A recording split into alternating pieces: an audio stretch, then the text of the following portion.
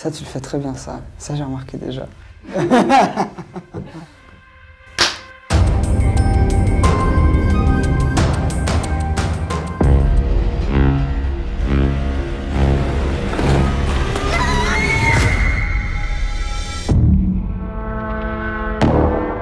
est tous là pour faire le travail de la police parce qu'on constate qu'il ne se passe rien. Si j'ai choisi cet uniforme, c'est pour faire bouger les choses. Je veux qu'on ramène la petite à leurs parents. C'est dans la Belgique des années 80-90, c'est la guerre des polices et puis il y a disparition de 2 fillettes. Et il y a 3 polices qui cherchent la disparition de ces fillettes. Et moi, je joue Paul Chartier, donc le mari de Gina, qui fait partie d'une de ces polices et qui essaie de gérer cette enquête, qui, en effet, au cours de l'enquête, va perdre un peu son identité et le côté un peu innocent qu'il pouvait avoir. On passe de l'enfance à l'âge adulte. Moi, du coup, je fais la femme de Paul Chartier, et qui vient d'une communauté sicilienne à Charleroi. Et elle, son parcours, c'est un peu cette histoire d'amour aux côtés de Paul Chartier qui va partir très loin. Ouais.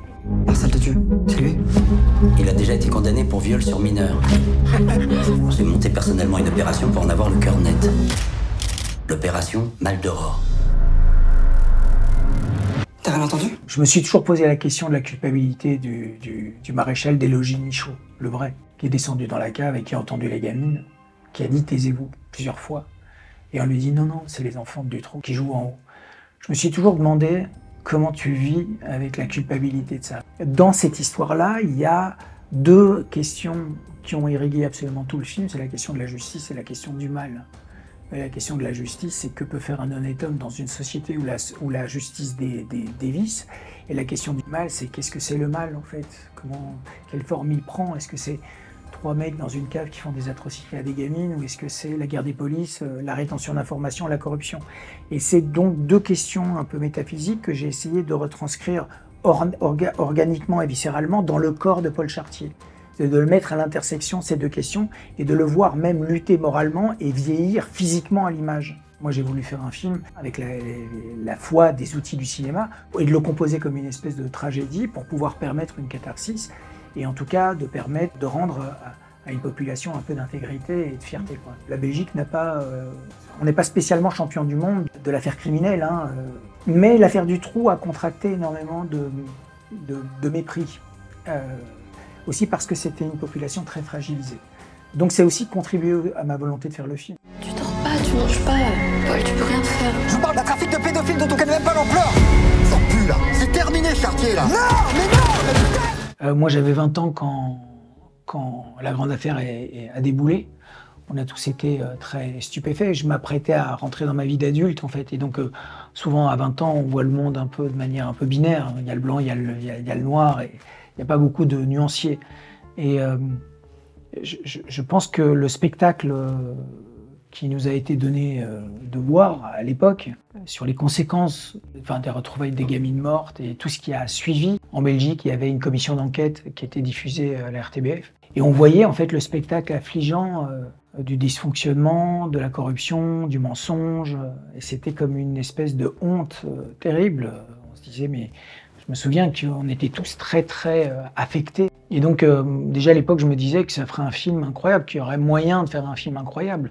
Mais bon, bien sûr j'avais 20 ans et j'avais pas les épaules et j'avais pas l'expérience pour le faire.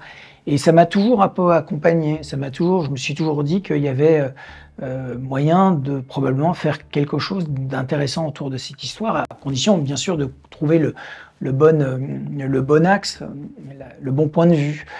Je connaissais évidemment de nom, mais toutes les intrications et aussi la manière dont Fabrice a étudié ce dossier, j'en étais très loin et c'est vraiment Fabrice qui m'a initiée. Oui, moi c'est pareil qu'Alba, je connaissais l'affaire mais de très loin et pas du tout dans les détails, et notamment cette histoire des gardes et polices. J'en étais complètement... c'était complètement inconnu, quoi. Silenzio. Cécile et Elina n'ont que 7 et 8 ans. Leur disparition inquiète les enquêteurs qui n'écartent aucune piste. Et toi, c'est qui le père de Lina? Le Calabrais? Il louait une chambre à ton père ici en haut quand il est arrivé en Belgique. C'est lui? Bah ouais. Oui, il y a une responsabilité par rapport aux gens, c'est de leur rendre un peu leur dignité. Et en effet, après, il ne faut pas oublier que Fabrice en a fait une fiction et qu'il s'est éloigné pas le plus possible, mais en tout cas qu'il a pris ses distances autant qu'il le voulait avec la réalité, avec une sorte de documentaire. Effectivement, j'aurais pu faire un documentaire, mais alors je ne serais resté que factuel et j'aurais été probablement un peu littéral. D'autres l'ont fait, probablement 1000 fois mieux que je n'aurais fait. Moi, je m'intéressais, c'est de créer un personnage qui représente le peuple, en tout cas le peuple de Charleroi, qui représente cette population fragilisée, cette population vulnérable, et qui lutte comme un homme juste pour un idéal de justice, et qui se confronte en fait à cette impossibilité-là.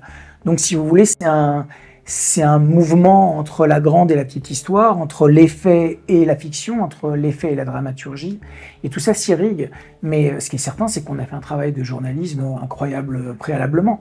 On a énormément enquêté, compilé des faits, et on a gardé que les faits qui nous intéressaient pour pouvoir irriguer la fiction, le parcours et l'arc dramaturgique de Paul Chartier. C'est important en tout cas parce que de me confronter à des choses qui me dépassent, qui me fascinent et que je ne comprends pas. J'ai besoin, de par le biais du cinéma, d'essayer d'apprendre un peu plus. Alors, c'est malheureux parce qu'au plus j'avance, au moins j'y comprends quelque chose, mais je le pense sincèrement. C'est-à-dire que moi, j'ai pas beaucoup de certitudes dans la vie, vraiment, et j'en ai de moins en moins. Par contre, j'ai une conviction profonde, c'est que la nature des hommes est ainsi faite que ce genre d'événement, ça va se reproduire, c'est pas isolé, et ça se reproduira toujours. Et que la seule manière de se prévenir de nous-mêmes, c'est la justice.